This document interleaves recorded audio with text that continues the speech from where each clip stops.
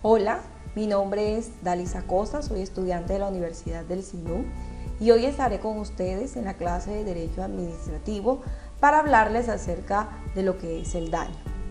El daño, el doctor Inestrosa lo define como la razón de ser de la responsabilidad. No podemos hablar de responsabilidad sin la existencia de un daño. El daño antijurídico no es más que aquel daño que la víctima no está en el deber jurídico de soportar, pues no existe, no se presenta ninguna causal que justifique la producción del mismo por parte de la administración. El artículo 90 de la Constitución Política de Colombia textualmente dice: el Estado responderá patrimonialmente por los daños antijurídicos que le sean imputables, causados por la acción o la omisión de las autoridades públicas, en el evento de ser condenado el Estado a la reparación patrimonial de una de tales daños, que haya sido consecuencia de la conducta dolosa o gravemente culposa de un agente suyo, aquel deberá repetir contra este. ¿Qué quiere decir esto? De acuerdo al artículo 90 de nuestra Constitución Política, se exige que se presenten 3 requisitos fundamentales para poder hablar de lo que es responsabilidad civil patrimonial del Estado. Primero, la presencia de un daño antijurídico. En segundo lugar, la existencia de una causalidad material, es decir, que el daño sea efecto inmediato de la acción o la omisión de la administración. Y por último, la atribución jurídica del daño al Estado en virtud de un nexo causal con el servicio. El factor de atribución de daño, falla del servicio, daño especial, riesgo excepcional o cualquier otro, será asunto que le corresponde directamente al juzgador en virtud de lo allegado y debidamente probado, en virtud del principio según el cual las partes les corresponden los hechos y al juez le otorga el derecho. La responsabilidad del Estado, tal como ha concebida y según es aplicada por el Consejo de Estado y los tribunales administrativos, es responsabilidad netamente civil, es decir, de contenido netamente económico, lo cual es reflejo de la función que cumple este tipo de responsabilidad jurídica, que tiene por objeto restablecer un equilibrio, una pérdida apreciable en dinero, mediante el otorgamiento de lo que hoy conocemos como indemnización. La jurisprudencia del Consejo de Estado ha creado una serie de daños, que serían las distintas formas de manifestar de los perjuicios que una acción o omisión del Estado podría causar en la vida de la persona afectada. Por lo general, cuando se causa un daño, los perjuicios que se generan a quien se afecta son materiales, lo cual pueden dividirse en daño emergente o lucro cesante. Sin embargo, la jurisprudencia ha hablado de los siguientes tipos de daño. Por ejemplo, el daño moral. ¿Qué es el daño moral? El daño moral se define como el sufrimiento, la congoja que genera el perjuicio de la vida de la persona o personas afectadas.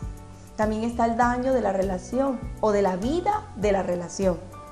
Esta clase de daños se puede denominar como la imposibilidad de la persona afectada de poder realizar las mismas actividades que realizaba antes. Por ejemplo, una persona que queda en silla de ruedas ya no puede practicar un deporte favorito o ejecutar cualquier otro tipo de actividades de acuerdo a su limitación física.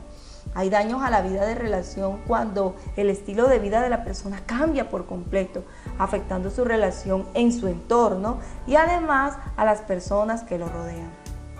También está el daño a la salud. Es toda aquella afectación a la salud de las personas, lo que llamamos perjuicio psicofísico.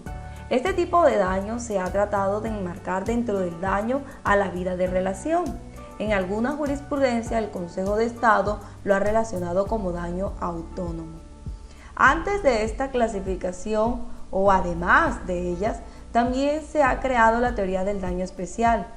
Hay daño especial cuando el Estado, en la ejecución de una de sus actividades legítimas, causa un daño, a esta clase de daño se le impone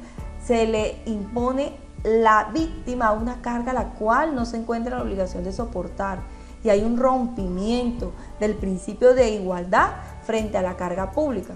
Un ejemplo de esto es claro cuando existe un enfrentamiento armado entre la fuerza pública, la guerrilla, y se encuentra en medio de ello una población de particulares que son afectados por esto.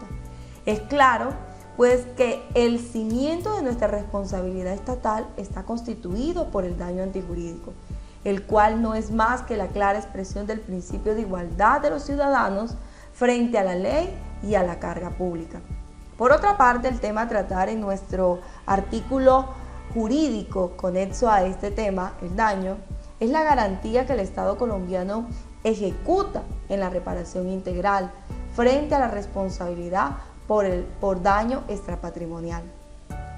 Esto lo vamos a fundamentar en la teoría del daño especial, que ha sido destacado mayormente por la jurisprudencia en los casos de víctimas que bajo los ciclos de imputación de responsabilidad estatal por daño especial o riesgo excepcional han sufrido exposición a tomas de grupos armados ilegales enfrentados a la fuerza pública, las masacres, las pérdidas patrimoniales, desde el entorno familiar, desde su libertad individual o el detrimento en su integridad física, en su integridad mental o moral o emocional, por hechos masivos de manifestaciones violentas.